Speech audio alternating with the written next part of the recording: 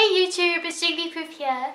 So today I have a really important message I'd like to share with you all. So besides loving animals, I think there's one other thing that all vegans have in common, and that is we want everyone we know to go vegan. And that is okay, I'm fine with that. It's one thing I love about the vegan community is that we're all such passionate people. But there are a lot of people going about this in the wrong way, and this really frustrates me. Okay, so hear me out. Think back to the last time you had an argument with someone. I can almost guarantee that you remember the way you felt in that argument and the way that the way that person made you feel more than you actually remember the exact details of what you were arguing about. This is because people remember context more than they remember content. And this applies to everything, by the way, not just veganism. So if you want to deliver a message to someone that you really want them to understand and to convince them of something, doing it in an aggressive manner is the worst thing that you could possibly do. All that this does is make the person that you are trying to convince of something bring up their defensive wall. So they will see that they're being attacked by this person, aka you, and they will be like, why is this person attacking me? I'm not a bad person. Put up defensive wall, not listen. And that is literally all that you are doing. The worst part about this is that sometimes you aren't even just making the person bring up their defensive wall, but you sometimes are reinforcing their own opinion. Because often what happens in an argument that gets heated and where both parties are really getting emotional and the emotions are high, all that it does is make them think more about why they are right. And when this happens, they are just reinforcing their own opinions. Just like you are reinforcing your own opinions when you argue with someone else about veganism, they're reinforcing their own opinions about why they're a meat eater. And unfortunately, aggression just causes this endless spiral of everyone just echoing their own opinions to themselves. So the other bad thing about getting aggressive when trying to advocate veganism is that if you start to get sort of aggressive in arguments when you're trying to explain your ideology, all they're going to do is associate negativity with you and with veganism or whatever argument you're trying to propose. So here's a good example. Have you ever seen a really bad argument on the internet where people at the end of the argument are just like, one of them is like, yeah, you're totally right, I am a racist, I'm totally sorry, what I said was extremely racist, and you were right by pointing me out and saying that I was an idiot. That's literally never happened, and it won't happen because people don't like to admit that they're wrong. Another reason I get really sad when I see vegans get quite aggressive towards non-vegans on the internet is because people already see us as weird enough already. Only 2% of the population is vegetarian, not even vegan. The stats for veganism is even lower than that. That means that 98% of the population still eats meat and still has this broad ideology that that is the right thing to do, unfortunately. We are a tiny little minority, and what that basically means is that everyone thinks that we're clinically insane. So in my opinion, the worst thing that you could possibly do for veganism or any minority group is make people think that you're more crazy than they already do.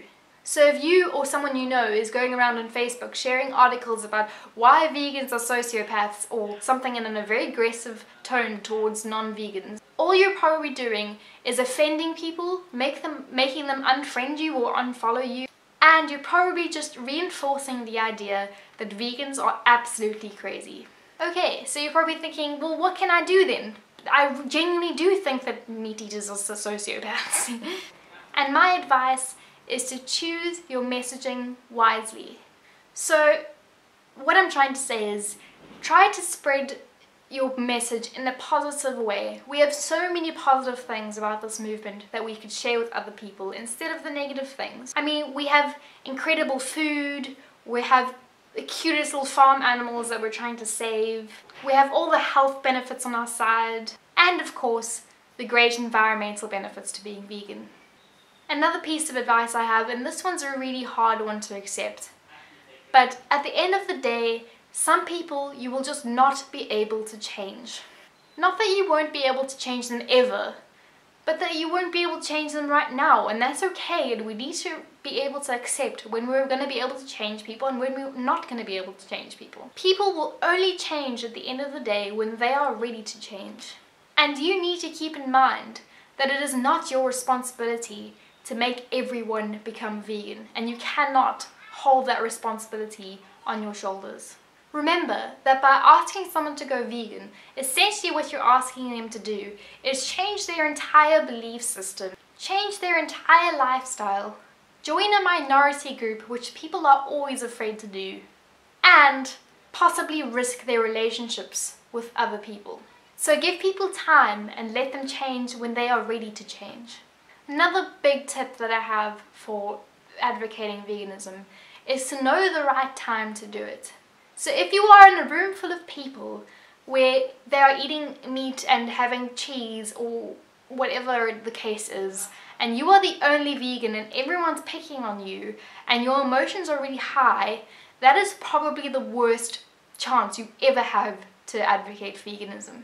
I can almost guarantee that if you try to advocate there, you will get angry, you will look strange, and you'll make people think that you're crazy because what they're eating or what they're engaging in currently seems perfectly normal to them. So as a general rule, I think it's never ever a good idea to try and advocate veganism when the emotions are high. And that is because, how I explained earlier, all that emotion that arguments cause is for people's defensive walls to rise up and for them to just echo their own opinions, and no one ever changes, unfortunately. Well, it rarely ever happens. So rather than trying to advocate at like a braai or somewhere where people are engaging in like what they think is normal, rather invite people over to your house where you're more relaxed. There's like less likely for an argument to happen. You can make some really cool vegan food and just engage in conversations in a relaxed manner without emotions stirring high. This will probably cause the person to be like, wow, the food is really good, so it's not that much of a change in my diet. Let's really like relax. They'd be able to listen to your opinions and actually be able to take them in without their defensive walls coming up, and it would just be a much better environment for them to take in the message. Another really important thing to remember is to never ever share violent or traumatizing material with people against their consent. I've seen this way too many times where people will force their friends to like watch footage of like baby chicks being ground up or something. This is not only going to traumatize the person, but it's also going to make them try to justify why they contribute to this industry in the first place. No one wants to believe that they're terrible people, and whenever we do something wrong, our brain's natural reaction is usually to try and find out why we're doing it and to try and justify the actions that we have, because we don't think that we're terrible people, and that's fine. That's our natural response to things. So if you really want to share some footage of farm animals that you think might convince someone to go vegan, then do it in a way that gives the person the option to opt out. So rather than forcing them to watch something, just say like, if you're interested in learning more about this terrible industry and why I'm so against it, then maybe we could watch it together or something like that. But they have to be willing to watch it. If they're not willing to watch it, I can almost guarantee that the footage is not going to make them want to change, unfortunately. And another thing is, try to steer away from sharing these kinds of videos on Facebook, because it is sort of against their will as well, because you'll be scrolling through your Facebook feed and suddenly there's a dead cow being like raped or something. It's traumatizing to everyone, and I really don't think it's beneficial to our movement. I mean, I'm open to debate as always, but this is just my opinion on this matter.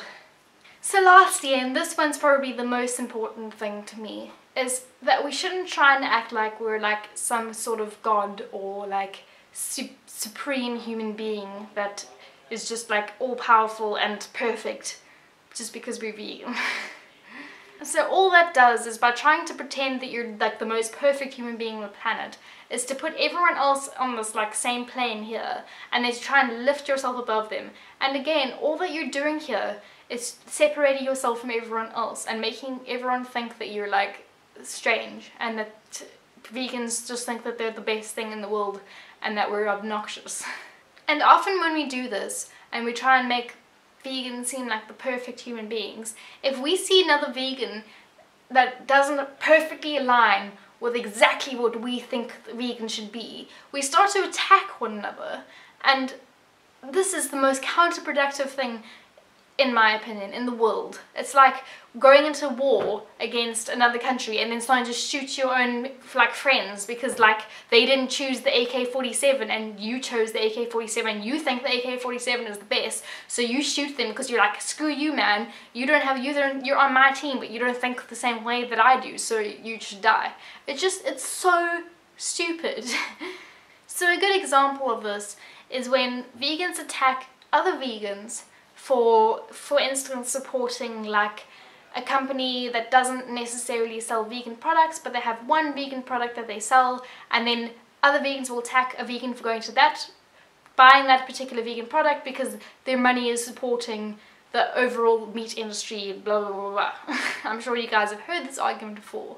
So for example, a lot of vegans will think that it's a bad thing if you go and buy the veggie burger and you take off the mayo and all the other non-vegan stuff off the veggie burger at McDonald's, and they'll be like, you're the worst vegan in the world because you went to McDonald's and all that money you just spent is going straight back into McDonald's and hurting and contributing towards the meat industry. Alright, so let's think about this for a second.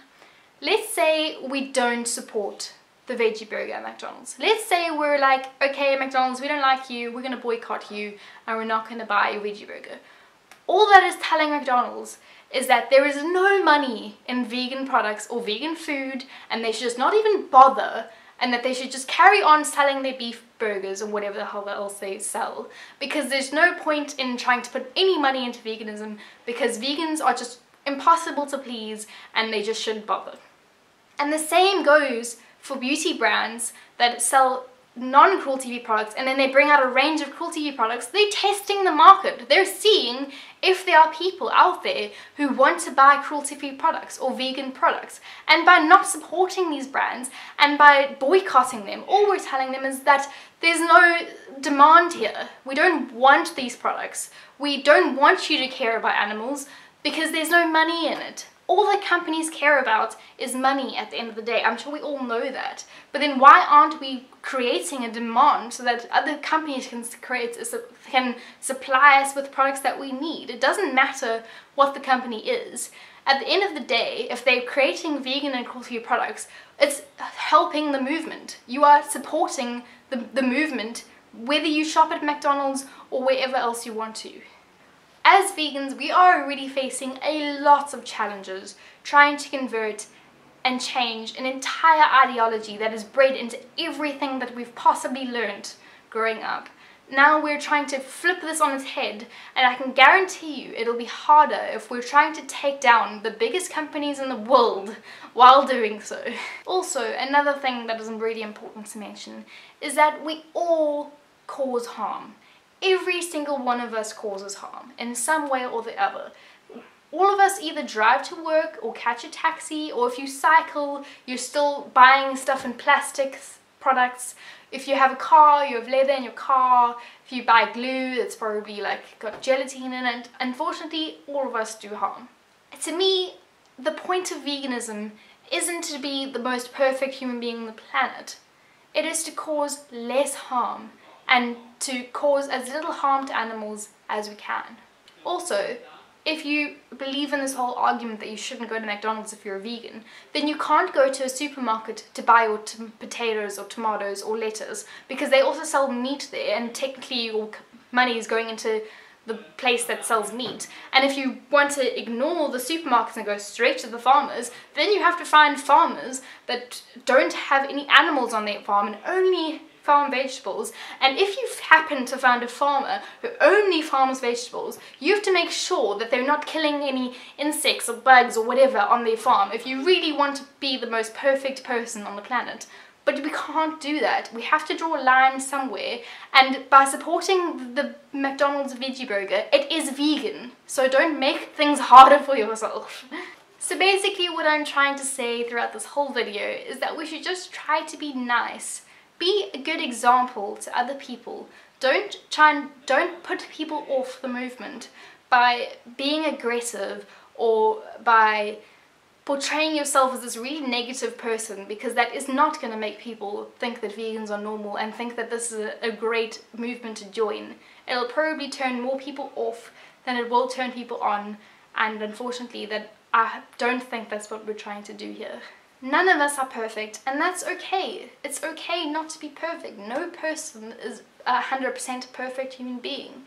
But by being a semi-nice human to other people and being a good role model, you'll end up saving more animals than you would by being the perfect vegan and advocating at every possible opportunity and being aggressive with people every time you bring up the topic.